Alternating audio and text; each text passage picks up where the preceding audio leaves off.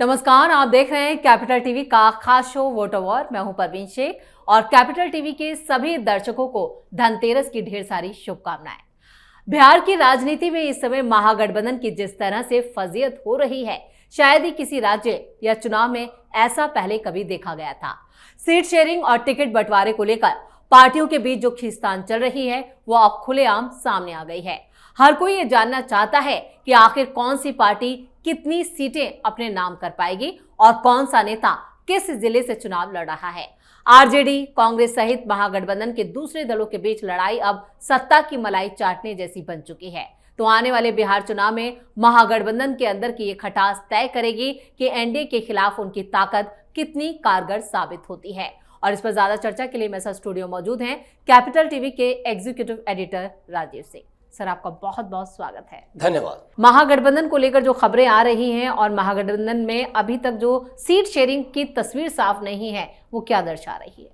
देखिए, फिलहाल एक ऐसा मौका है बिहार और बिहारियों के पास जो बहुत ही ध्यान से इन दलों को देखें और समझें कि ये कैसे लड़ रहे हैं और कैसे बिहार की सियासत को, बिहारियों को, या कह सकते हैं पूरे बिहार को ही जाति धर्म के बीच बांटने के पीछे तुले हुए हैं।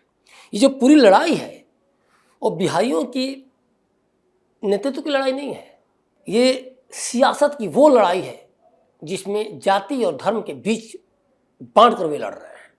आप अभी देखिए, लोग, दूसरे दलों के लोग कहा जाए तो चुनाव प्रचार हो रहे हैं, नीतीश कुमार कर रहे हैं, अमित शाह जो केंद्रीय गृह मंत्री हैं वो भी चुनाव प्रचार में 3-4 दिन से बिहार हैं, लेकिन इनका सीट शेयरिंग पर कोई फॉर्मूला अभी तक से तय ही नहीं हो पाया।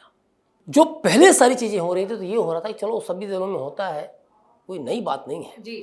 लेकिन जिस तरह से ये अभी लड़ रहे हैं, अभी देखिए, आज सुबह की खबर है कि जो कांग्रेस के प्रदेश अध्यक्ष हैं वो औरंगाबाद के कुटुंबा सीट से लड़ने वाले थे, सिंबल भी उनको दिया जा चुका था। अब राजद कह रही है कि सुरेश पासवान वहाँ से हम उनको खड़े करेंगे। इसके अलावा कई ऐसी सीटें हैं, 10-12 ऐसी सीटें हैं, सिवाय एक सीट की बात होती, चलो समझ में आ रहा है। जब कांग्रेस के प्रदेश अध्यक्ष को सीधे टक्कर दे रही राजद, तो अब अनऑफिशियली ही जो है सो ऑफिशियली अब कुछ भी कहने के लिए भले कुछ भी बोले लोग, अब बोलने आएंगे नहीं क्योंकि बातचीत तक बंद है। लेकिन राजीव सर, क्या ये लगता है कि कोई जॉइंट स्टेटमेंट नहीं आया, किसी तरह का कोई फैसला ऐलान नहीं किया गया है महागठबंधन की तरफ से, तो क्या महागठबंधन अब टूट चुका है, सिर्फ इसका ऐलान होना बाकी है? मैं वही तो कह रहा हूँ कि ऑफिशियली ये क्या बोलेंगे, क्योंकि ये सब कुछ अलग अलग बातचीत हो नहीं रही है। महागठबंधन टूट ही चुका है, ये मान के चलिए। और ये घोषणा इसलिए नहीं करेंगे क्योंकि वो क्या मुंह दिखाएंगे। क्या बोल रहे थे पहले, यात्रा पर यात्रा निकाली जा रही थी तो यही कह रहे थे ना कि हम एकजुट हैं, कोई सिरफुटौल नहीं है। अरे कोई इतना बड़ा मूर्ख थोड़ी है जो आपकी चालों को, आपकी जो एक्टिविटीज है जो दिख रही है पूरे राज्य में या फिर दिल्ली से लेकर पटना तक जो भी दिखाया जा रहा है, जो दंगल आप लोगों ने मचा रखा है, एक तरह से जो वोटर का जो अधिकार है उसको आपने तहस नहस कर रखा है।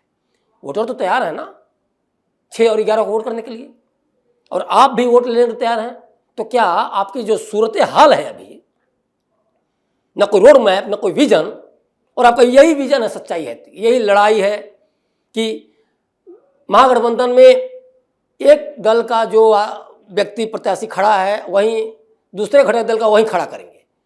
बताइए, ऐसे कई सारे सीट्स हैं जहां की महागठबंधन के घटक दल के 2-2 लोग खड़े हैं और क्या कर रहे हैं, फ्रेंडली। अब ये फ्रेंडली कल तक कह रहे था, वो भी नहीं बोलेंगे, अब ये दुश्मनी वाली लड़ाई होगी।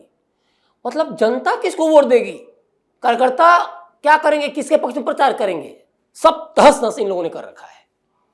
इसके अलावा देखिए, मैंने कुटुंबा का नाम जरूर लिया, लेकिन उसके अलावा बायसी है, कहलगांव सीट है, सहरसा सीट है, बहादुरगंज सीट है, रानीगंज सीट है, नरकटियागंज सीट है, जाले है, मतलब अनगिनत सीटें हैं। 10-15 सीटों पर लड़ाई हो रही है।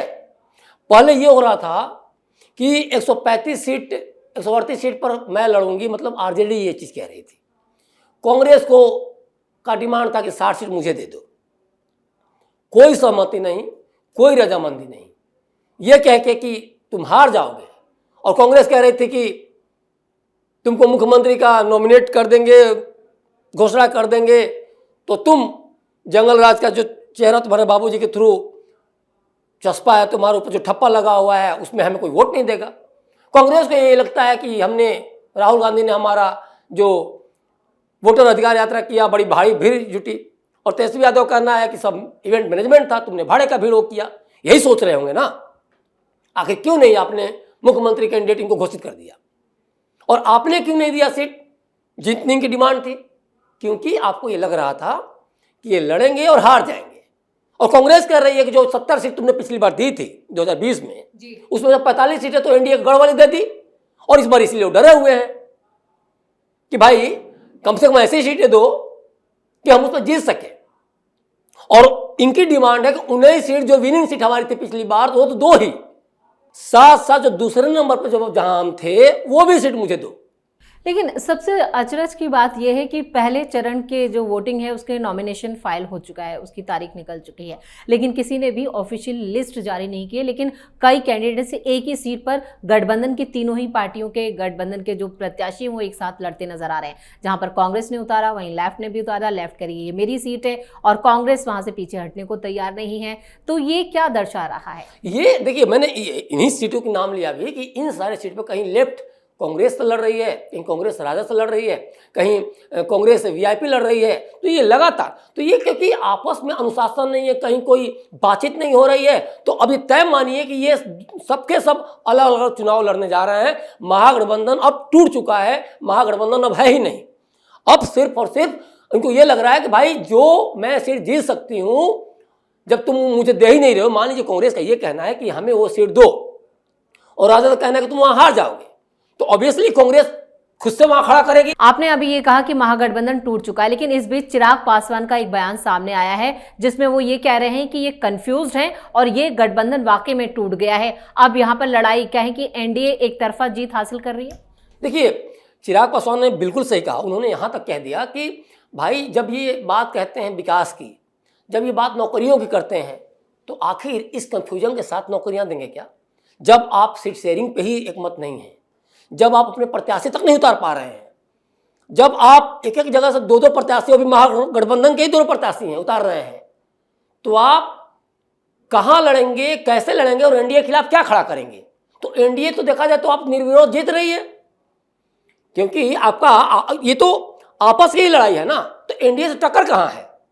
तो तय मानिए कि एनडीए की जीत की राह एनडीए ने भी नहीं सोचा होगा इतनी आसान हो जाएगी कि इतनी आसानी से हमारी झोली में जीत। नहीं, जीत तो आसान एनडीए की है, क्योंकि हम लोगों ने दौरा किया है, हम ऐसे नहीं बोल रहे हैं, तो हमने देखा। लेकिन इस तरह से लेके कि लो तुम जीत गए, झोली में परोस दिया जाएगा जीत। महागठबंधन सरेंडर कर चुका है। सरेंडर से भी ज्यादा ये जो बिल्लियों की तरह लड़ रहे हैं ना, तो ये पूरी की पूरी जीत इनको लेके दे दिया कि चलो हम लोग इस लायक नहीं है, तुम जीत गए। क्योंकि एक तो इनको डर था, और देखिए ये जो लगातार जो प्रेशर पॉलिटिक्स चल रही है ना, ये भी, इसके पीछे भी एनडीए ही है दोषी इनके अनुसार। अब मैं ये कैसे कह रहा हूं, एनडीए ने डेवलपमेंट इतना शानदार किया है, क्योंकि बिहार के लोग की जुबान पे ये चीजें हैं कि हमें नीतीश सरकार ही चाहिए, हमें एनडीए सरकार ही चाहिए, हमें डबल इंजन की सरकार चाहिए, मोदी नीतीश ही चाहिए। और इस का इल्म इनको भी है, और इसीलिए इस डर से चाह रहे हैं कि हमें विनिंग सीट मिले ताकि हमारी इज्जत बची रहे। 19 सीट पर अगर हम जीते हैं, भैया 19 सीट पर कम से कम 19 सीट रहे।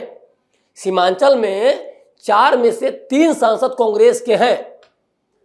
पूर्णिया की बात करें, कटिहार की बात करें, चाहे किशनगंज की बात करें, तो तीनों जगह पप्पू यादव हैं, तारिक अनवर साहब हैं, आपको कटिहार से, किशनगंज से मोहम्मद जावेद हैं। तो ये सब के चलते लगता है कि हमें मुस्लिम सीट, चूंकि डीएम दलित मुस्लिम मेरा समीकरण है, तो हमें वहां सीट दे दो।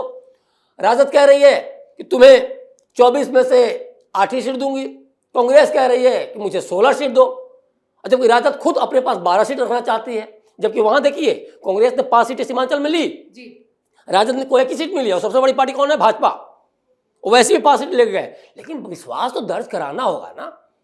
लेकिन अब राजद को लग रहा है कि तुमको विनिंग दे दिया था इसलिए तुम 5 पे आ गए थे, और राजद को ये लग रहा है कि हमको तुमने हारने वाली सीटों कर दिया समझौता में, इसलिए हम 1 पे जीते। आपस में जो विश्वास की कमी है, भरोसे की कमी है, वो इनको करीब नहीं आने दे रहा है। और बस इनको लग रहा है कि हमें, अच्छा ये डरे हुए हैं, भाजपा की तरफ से, और इसीलिए विनिंग सीट मांग रहे हैं। लेकिन अब राजद को क्या आरोप लगा रही है कांग्रेस कि मुझे तुमने हारने वाली सीट ही दी थी, एनडीए के गढ़ वाली 45 सीटें दे दी थी और इसलिए मैं हार गई। ये अभी भी कांग्रेस इस बात को मानने के लिए तैयार नहीं है कि हमारा जनाधार वहाँ कमजोर है या संगठन कमजोर है। और राजद को लगता है कि मैं सबसे बड़ी पार्टी हूँ, बिहार में मेरी पहचान है, तुम्हारी क्या पहचान, राहुल गांधी कौन पहचानता है, ऐसा तेजस्वी का सोचना है। और इसीलिए ये लड़ रहे हैं। दिल्ली में भी जब गए तो राहुल गांधी तेजस्वी से और लालू से मिलने से इंकार कर दिए। वहाँ फिर वो केसी वेणुगोपाल से बात करते हैं, फिर इसके बाद ये भगा दिए जाते हैं तो चले जाते हैं पटना। अब पटना आता तो गुस्से में टसन में लालू यादव आके सिंबल बांट देते हैं, और फिर तेजस्वी यादव उस सिंबल को छीन लेते हैं। अब कहने में तो ये भी लोग कह रहे हैं कि राहुल गांधी ने फोन किया, हड़काया कि महागठबंधन का अस्तित्व नहीं रह जाएगा, और देखिए वैसे भी अस्तित्व नहीं है। तो ये लड़ाई जो है काफी पहले चल रही है। आप यात्रा में देखिए, किसी भी मोड़ पे आप देखिए, आप अभी आप सोचिए कितनी बड़ी मूर्खतापूर्ण बात है कि आप चुनाव में आपको उतरना है ना, आप विजन रोड मैप कुछ भी नहीं, संगठन काम करेगा नहीं करेगा, कार्यकर्ता क्या करेंगे, किसके पक्ष में प्रचार करेंगे, किसके पक्ष में मतदान के लिए लोगों को प्रेरित करेंगे, कुछ नहीं पता है, प्रत्याशी ही क्लियर नहीं है। तो आप जहां एनडीए जैसा कहा जाए, एनडीए आज के डेट में जीत के तौर पर सुरसा है जो कि इनको सीधे लील जाएगा, जो इनकी एक्टिविटी है, और जनता इस चीज को समझ चुकी है कि आप क्या कर रहे हैं। वीआईपी देखिए, वीआईपी का मुकेश सहनी जो है वो अलग पे हुए थे, अब उनकी भी लड़ाई चल रही है। अब इनका मनोबल क्या हो रहा है और बढ़ रहा है कि अच्छा तुम लोग अब आपस में नहीं, अब वो कह रहे हैं 243 सीटों पर लड़ूंगा मैं। कल गौरा बौराम से वो भाग गए। गौड़ा बौराम की जो सुजीत सिंह हैं वो काफी जबरदस्त एक भौकाली उम्मीदवार कहा जाए बीजेपी के हैं, उनकी एक रसूख है वहां, क्योंकि बहुत ही ईमानदार छवि के अधिकारी रह चुके हैं, आईआरएस अधिकारी, वीआरएस अभी हाल में लिए, उन्होंने हाल में बीजेपी ज्वाइन किया। तो उनकी छवि के आगे मुकेश सहनी जैसे लोग जो कि वीआईपी के चीफ हैं, डर के मारे भाग जाते हैं। और अब एक तरह से हर शेर के सामने बकरी को सामने कर देना, अपने भाई को आगे कर देगा, हारोगे तो तुम्हारी बदनामी होगी, हमारी बदनामी थोड़ी होगी कि वीआईपी से हार गया। लेकिन अच्छा उनको एक तो ये भी डर है कि इन्हीं के पत्नी स्वर्णा सिंह वहां से विधायक हैं, जो कि 36 कैंडिडेट में सोचिए 35 कैंडिडेट को हरा के वो विधायकी का सीट उन्होंने हथियाया था। तो एक ये डर तो है ही, तो वहां से वो भाग रहे हैं, महुआ से तेज प्रताप भाग रहे हैं। तो एनडीए ने सच में ऐसा किया है कि पूरे महागठबंधन में भगदड़ मचा है। महागठबंधन के बाहर भी देखा जाए, छोटी पार्टियों में भी भगदड़ मची है और सब के सब सरेंडर कर दिए। अब तो देखने से यही लगता है कि ये जो बिहार विधानसभा चुनाव है शेर और मेमने की लड़ाई है। मतलब एक तरफ अपनी एक्टिविटी से मेमना बन जा रहा है महागठबंधन, और डेवलपमेंट का जो भाई 1.5 लाख करोड़ जो सड़कें, 1.25 लाख करोड़ जो ग्रामीण सड़कें, 125 करोड़ जो जीविका दीदियों को दे देना, बड़ी बड़ी योजनाएं, 50 लाख नौकरियां, फिर अगले 5 साल में 1 करोड़ नौकरियां, आप समझ रही हैं। और इसीलिए तेजस्वी यादव लगातार मतलब एक तरह से सपने बुनने वाली घोषणाएं करते थे कि हर परिवार को नौकरी देंगे। अरे भाई 47 लाख तो केंद्रीय कर्मचारी हैं यार, क्या गधे की तरह बोलते हो, कैसे दोगे 2.5-3 करोड़ नौकरियां तुम? 15-15 हज़ार 4-5 लाख करोड़ करीब चला जाएगा, कम से कम जाएगा। लेकिन समझदारी ही नहीं है। अब बजट है 3.25 लाख और 3,16,895 करोड़ बिहार का बजट है। तो कम से कम इनको अच्छा ये पहले जो सारा कुछ चल रहा था ना, ये इसीलिए चल रहा था, कुछ भी बोलो जीतना है, और यही अभी चल रहा है, कुछ भी करो सीट लो, हमें अपनी पहचान बचानी है। क्योंकि देखिए अब ये बेइज्जत होने वाले हैं बिहार के चुनाव में। इस बार ऐसी बेइज्जती होगी कि महागठबंधन की इसके पहले कोई बेइज्जती नहीं हुई होगी, और इसी डर से ये लगातार चाह रहे हैं कि विनिंग सीट हमारे पास रहे, जबकि इनको ये नहीं पता है कि पिछली बार चिराग पासवान अलग लड़ रहे थे जो कि जदयू को खास तौर पे सीधे टक्कर दिए थे, और इस बार चिराग पासवान सीधे एनडीए के साथ में है। उपेंद्र कुशवाहा जो कोयरी समाज है वो भी एक तरह देखा जाए तो एनडीए के साथ में है। तो इस बार तो हार बहुत बुरी होने वाली है, क्योंकि पिछली बार 23 सीटों पे जो राजद का जो वो था वो 2000 वोटों के आसपास ही जो हार और जीत का अंतर था। तो ये भूल जा रहे हैं, उनको लग रहा है बस 2000 का इस बार अंतर हम पलट देंगे, जीत जाएंगे। अरे भाई ये भी तो याद रखो कि एनडीए में कौन कौन अब आ गया है, और कितना बड़ा एक डायनेमिक जो फेस है चिराग पासवान का, कितना संभल के बोलते हैं, कितना। और एनडीए में देखिए एक भी खबर नहीं आई ना सीट को लेकर लड़ने की या कहीं कुछ भी, सब कुछ आसानी से शांति से हो रहा है। डेमोक्रेसी में ही होना चाहिए। ये लोकतंत्र को लूट रहे हैं, ये बिहार के लोकतंत्र को लूट रहे हैं महागठबंधन वाले, और जनता समझ चुकी है। और तय मानिए इस बार हार और जीत की बात नहीं है, इस बार जनता ने तय किया है कि बहुत बड़ी हार इन सबों को देना है, ताकि बिहार कहीं ना कहीं देखिए बिहार को भी ये बदनाम करें कि ये बिहार की पार्टियां हैं, बिहार के लोग हैं, बिहार के लोगों को मूर्ख कितना समझते हैं। चाहते हैं कि इस तरह से लड़ रहे हैं। तो ये अब बहुत बड़ा होने जा रहा है कि बहुत बड़े हार और जीत का फैसला होना है। हार जीत तो तय हो चुकी है कि एनडीए सत्ता में आ रही है, लेकिन अब बड़ी हार कितनी होगी अब इस पे बिहार की जनता फैसला कर रही है। चलिए राजीव सर, इस तमाम जानकारी के लिए और सटीक विश्लेषण के लिए आपका बहुत बहुत धन्यवाद। धन्यवाद। तो अब देखना ये होगा कि महागठबंधन की इस अंदरूनी लड़ाई का असर चुनाव के नतीजों पर क्या पड़ता है और कैसे पड़ेगा। क्या पार्टियां अपने विवादों को पीछे छोड़कर वोटरों के सामने एकजुट होकर दिखेंगी या फिर सीटों और नेताओं की लड़ाई उनके लिए नुकसान का सबब बनेगी। हर नजर महागठबंधन के इन चालों पर टिकी है, क्योंकि बिहार की राजनीति में अगले कुछ हफ्तों में हर फैसला, हर गठबंधन, हर रणनीति मायने रखेगी। यही वक्त है जब समझदारी, रणनीति और नेताओं की समझदारी तय करेगी कि महागठबंधन की ताकत कितनी दूर तक टिकती है या फिर वो एनडीए की जीत के डर से बौखलाहट में सरेंडर कर देती है। इस खास शो में इतना ही। वीडियो कैसा लगा कमेंट करके अपनी राय जरूर दें। वीडियो को लाइक करें, शेयर करें और कैपिटल टीवी को सब्सक्राइब जरूर करें। धन्यवाद।